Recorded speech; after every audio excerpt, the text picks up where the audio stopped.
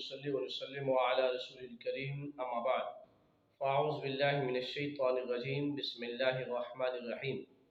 नाज़रीन, आज आपके सामने ये ज़िक्र करना है कि नमाज के अंदर 3 गलतियाँ ऐसी सरज़द हो जाती हैं जिनसे इंसान की नमाज नहीं होती, और नाज़रीन लोग इस पर एहतियात भी नहीं बरतते। नाज़रीन, ये बात आपके जहन में रखिए कि नमाज का सवाब तब कामिल हासिल होता है जब कामिल तरीके से अदा की जाए।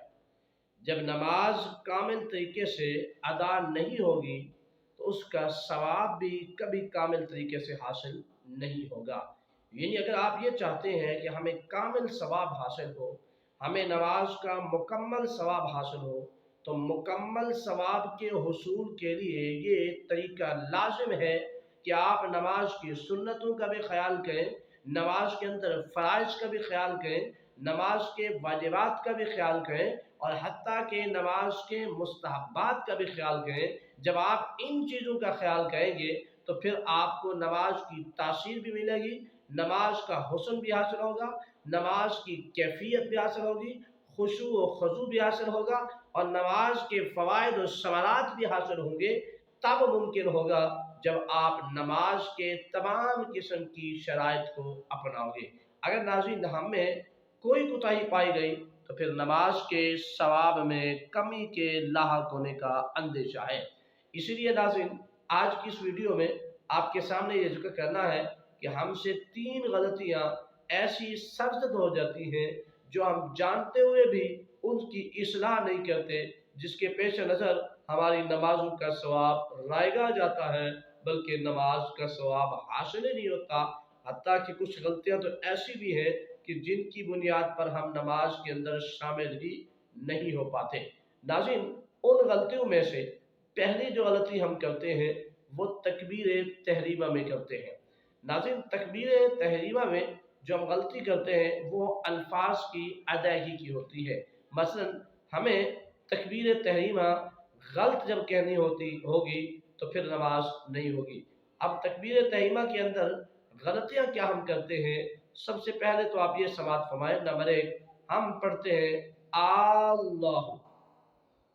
अक्सर लोग ये गलतियां कर बैठते हैं। अल्लाहु अकबर, जब आप अलिफ में मद बना देते हैं तो ये लफ्ज़ बदल जाता है। जब लफ्ज़ बदल जाता है तो नमाज के अंदर सिरे से आप दाखिल ही नहीं हो पाते। इसी तरह नाज़रीन दूसरी गलती इसी के अंदर और पाई जाती है जो इसके ज़िमन आती है, वो है अकबर की वजह आकबर। ये हमजा की ज़बर को खींच देते हैं तो भी हमारी नमाज नहीं होती। इसी तरह अकबर की बे जो है इस पर ज़बर है, इस ज़बर को आप लंबा कर देते हैं तो लफ्ज़ बनता है बार, तो तब भी आपकी नमाज नहीं होती क्योंकि तकबीर तहरीमा नहीं होती। जब तकबीर तहरीमा नहीं होगी तो आपकी नमाज भी नहीं होगी। इसी तरह नाज़रीन रुकू में हम जाते हैं तो रुकू की जब तस्बीह कहते हैं तो उस तस्बीह के अंदर भी हमसे गलतियां हो जाती हैं जिसके पेश नज़र हम नमाज के सवाब से महरूम रहते हैं। अब तस्बीह लोग यूँ पढ़ते हैं सुबहाना रब्बियल अज़ीम, सुबहाना रब्बियल अज़ीम। ये लोग पढ़ते हैं सुबहाना, जबकि ज़बर के बाद अलिफ है, पढ़ना यूँ चाहिए सुबहाना। लेकिन लोग पढ़ते सुबहाना रब्बियल अज़ीम, सुबहाना रब्बियल अज़ीम।